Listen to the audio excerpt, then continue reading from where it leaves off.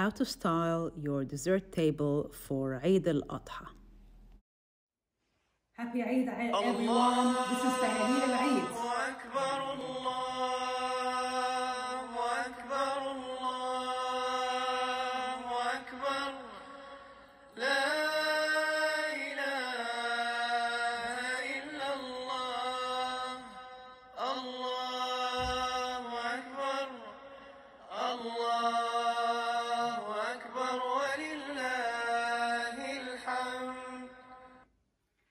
So today is the first day of Eid. So I wanted to start by praying to everyone all over the world who is affected by the virus that has affected many lives, taken many lives, and affected many people's businesses, livelihoods, and a lot of people are currently struggling in the world. Eid Al Adha is a time of sacrifice, is a time of remembering the bigger purpose in life, our bigger purpose in life, and it's a time of spirituality in the Muslim community.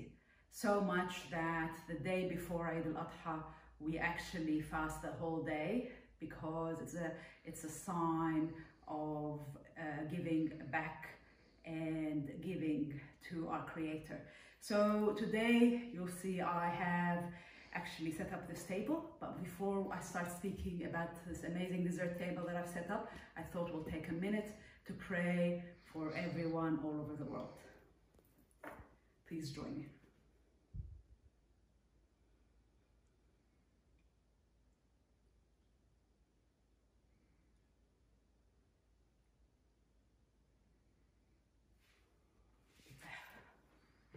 I'll start by walking you down this table. I've set it up in a classic way to resemble what would happen in this part of the world. Obviously, we are in isolation and in lockdown here in Melbourne. And for this, I thought I'd bring the Middle East and different parts of the Middle East here to Australia. So first, I'll start with this corner. So we have these dates all the way from Al-Madinah Al-Munawwara, so that's one of the cities in Saudi Arabia, and these dates are actually amazing. They're called tamr, but this is tamr agwa, and basically if you take, this is what this package says, if you take 7 dates a day every morning, that will actually ensure you are not harmed by poison or magic. So this is actually a good way to start your day. And I've got the Holy Quran here because today is all about spirituality. So I've put it on the table because on today and every day, Muslims all over the world are supposed to read verses from the Quran, because that actually helps with grounding and with actually remembering why we're here. I start walking down the table. So this is some Turkish delights that I picked up from a Middle Eastern grocery store. And yeah, we haven't yet opened them up, but yeah, obviously the Turks are very known for all the amazing delights that they do. So these ones have pistachios and a lot of stuff. And down here, we've got a variety of Middle Eastern desserts.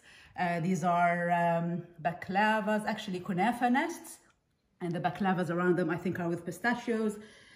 These are biscuits that were also traditionally used in Eid, as well as the kahk again. Kahk is very popular during Eid celebration. And these are jam droplets that we also use a lot in Eid. So it's basically all about biscuits and pastries this Eid. And instead of a cake, I've got this kunafa Nabulseya, and kunafa Nabulseya actually comes from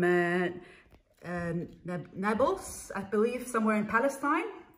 And basically this kunafa is angel hair and filled with cheese. It's supposed to be served warm with honey. We'll walk down this side of the table and we have more baklavas, more with pistachio and I believe walnuts, as well as now we have the tea corner. But I will stop a second and talk about where I got all this baklavas from a small business up in Sydney Road, and their name is Zaytoon, and they are a Middle Eastern twin brother business, and they've done an amazing job organizing all these desserts for me. So a big shout out to the boys at Zaytoon. Thank you so much. We can't wait to share this with our neighbors, because we're going to send some packs out to everyone, because we can't have anyone over this time. And obviously this side I've set up a bit of an Arabian corner of how people would drink tea in the Middle East. This specifically is very popular in Saudi Arabia, in the UAE, in Kuwait, where I lived for a long time. So the Arab Peninsula would usually drink their tea. This is actually not tea, this is coffee. It's Arabic coffee. I will pour some so you have a look at what it looks like.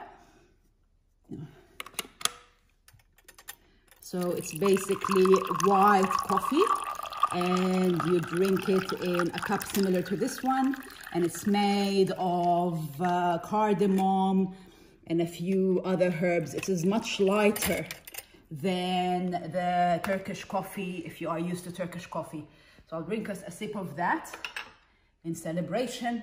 And we usually have this with the tamr from this side, which I will open up to show you what it looks like.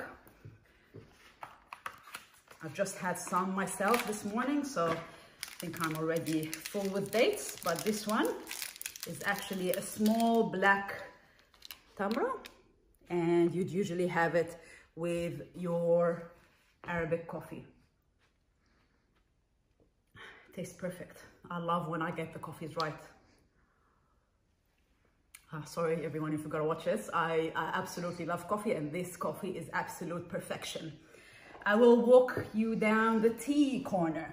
So I love these little teacups. They're actually a Turkish teacup, but in Egypt we use them as well. So this little teacup comes with a little saucer, and you'll find them in a lot of Turkish and Middle Eastern tea stores around.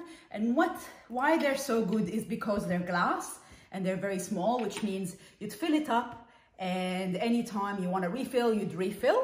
And this was something I always served at end-to-end events in our office, in our warehouse, when we were allowed people over for meetings. So I'll pour some of this tea. This tea actually is, this flask is something you'd find a lot in the UAE and also other parts of the Arab Peninsula and the Middle East. And I've had this for years. I absolutely love these flasks.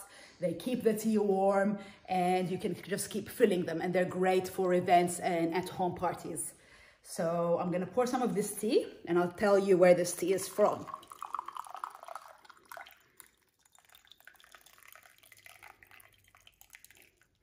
Again, I absolutely love when I get the color of the tea right.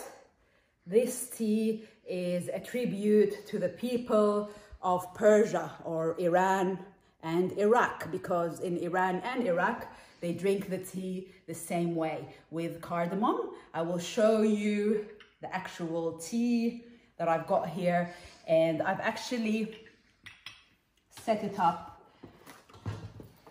This is the tea. It's actually even written in Persian or Irani. So you'll see it's called Du Ghazel tea, and you'll find it again in a lot of Middle Eastern stores.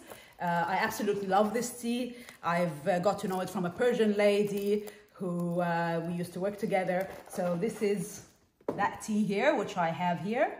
The cameraman can get a close-up. Maybe we'll do this. And then with this tea, we usually have this saffron hard rock sugar. So I've already put some hard rock sugar in the flask here, so it makes it easy for us to drink the tea. And I've got just a few more props to show you before I can sit and enjoy a cup of tea. This one is actually a tribute to the people of Syria. It's a wall hanging, and it's got verses from the Quran on it. This is Eid Al Kursi, and Syrians are well known for their handicraft and their love for fabrics. And this is an amazing piece that I picked up in Egypt ages ago. I just don't know where to hang it because I've run out of space in my home, but I will hang it eventually somewhere. And it's basically one of those verses that protects you from a lot of things. And this is not to be confused with a prayer mat, because we cannot pray on verses from the Quran, because we're not really supposed to step on God's holy words. The prayer mat is actually this one here. This is what a prayer mat looks like, and they come in different shapes and sizes. This specific design is actually Turkish, and yeah, as you can see, beautiful colors. This is my prayer mat. I absolutely love it. I picked it up from somewhere in Dubai, and it's actually made in Turkey. So that's about it, except my outfit. So today I'm dressed by yours truly. So as you know, I am a personal stylist, so I like to put effort in everything, including what I wear. So today's dress has actually got a lot of Arabic writing, and these are the letters of the alphabet in Arabic. And this is an Egyptian design that I've picked up ages ago in Egypt. And so is this beautiful headpiece. People usually wear it as a sign of modesty, so they cover their hair completely. They put their hair up in a bun, and this is to cover up. However, because I'm not veiled or anything, I'm using it as a headpiece, as you can see. So that's it from me. I wish you an absolutely fabulous Eid Al Adha Mubarak. عليكم الشهر عليكم اليوم والعيد إن شاء الله. Happy Eid wherever you are in the world. Thank you so much for watching. I wish peace upon all humanity. Assalamu alaikum. Happy Eid. And this is what the dessert table turned out to look like, with all the amazing Middle Eastern dessert on the table.